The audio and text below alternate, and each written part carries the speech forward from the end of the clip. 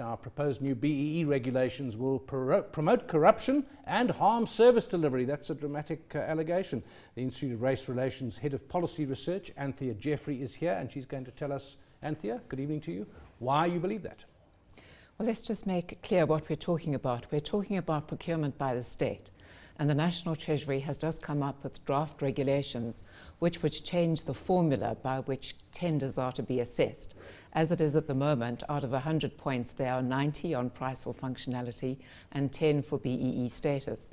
And the Treasury has said that means in practice a 10% escalation, that the state in those contracts is paying 10% above what it would otherwise do. Now the idea is that the formula will change and it will be 50% for price, or rather 50 points for price, 50 points for BEE status, which suggests that there'll be a 50% markup, as it were, for BEE. Or there could be a 50% markup, not necessarily. Not necessarily, but that's the way the Treasury has long resisted attempts to push up the BEE weighting, precisely because it says when it's 10 points, it leads to 10%. So I think it will probably perhaps be unusual if 50 points doesn't lead to 50%. And the concern there is, of course, that affects service delivery, because if the government is paying more on some contracts, there is less revenue over to buy other goods and services. You pay too much for one school, you have less available to pay for textbooks or what other goods might be needed. And why it might promote corruption, it shouldn't necessarily follow, but there does seem to be a problem of that kind. And so, for example, you've had Pravin Gordhan complaining about a vast inflation of prices under the existing rules, with the government paying 40 million rand for a school that ought to cost 15 million rand. Gwede Mantashe, the Secretary General of the ANC, saying this thing of having a bottle of water that you can buy for 7 rand, procured by the government for 27 rand, because you must have a middle-class person with a business, is not on. But we're not halting it. We're going on and entrenching it and making it probably more of a problem. So, Andrew, one of the things that comes top of mind, of course, is the recent Kandla saga and news breaking out that houses that should have cost about 100,000 rand to construct came in at about 6 million rand to construct. And this kind of narrative fits with that case study quite well. What are you putting on the table as an alternative? What are you suggesting should be done instead? We think that BEE is just not working for the poor in particular, that it always has had a focus on a narrow elite, now even more so with these kinds of rules.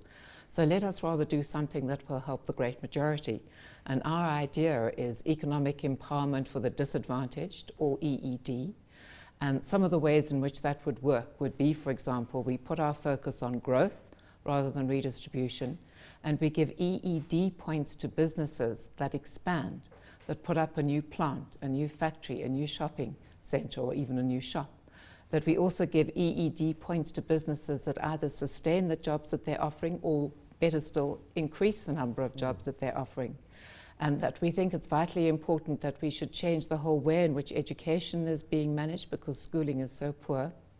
So why not give parents education vouchers paid for by the state, which would give parents a choice about what school they want to send their children to, put pressure on all schools to up their game, be more efficient and effective to attract pupils, and then give business EED points for contributing to those vouchers, for topping up the amount of money that's available to the poorest. There's a political dimension here, perhaps. You mentioned Pravin Gordhan resisting it when he was at the Treasury.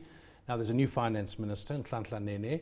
Does this indicate that he doesn't have the clout that Pravin Gordhan had in resisting the increased BEE component?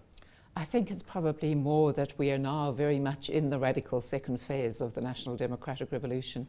This contributes to it. It's part of trying to make sure that there's a complete shift, a redistribution, as it were, from white business, believed to be white though on the whole its business is owned by institutions rather than individuals, to black South Africans. And obviously there's a need to provide redress, but we need to make sure that the way we're doing it is a way that helps to advance the economy, encourage jobs, and not in fact lead to the state wasting money on procurement in the way we've seen it in Kandla and elsewhere. Are we perhaps not overlooking a counter-argument which might go along the lines that black-owned businesses can actually be efficient and can actually charge market-related prices? And if that is the case, presuming those things can happen, then a 50% weighting on prices isn't actually going to have all the negative effects that you've put on the table. Of course it's possible for black business to be efficient and effective. The trouble is that the way we're actually trying to boost businesses without in many ways providing the kind of foundation that you need. I remember a study done by Finmark Trust a little while ago saying the real formula for success in business, excellent schooling, good tertiary education, going into a business that exists, a formal business, learning networks, learning skills, and then starting up your own business. And when we try to shortcut that process and and also, as it were, the States has a huge incentive now to try and build up black business in the shortcut way. The risk is that it leads to this kind of price inflation and to less efficiency than there should be.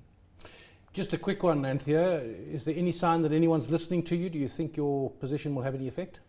Well, we hope so. It's very important, I think, that we should try and think out of the box.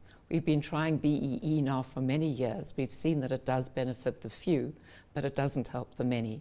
We need something that will help the many. And that's what we're hoping that we can come to through the ideas that we're developing around EED. That is Anthea Jeffery. She's the Institute of Race Relations Head of Policy Research.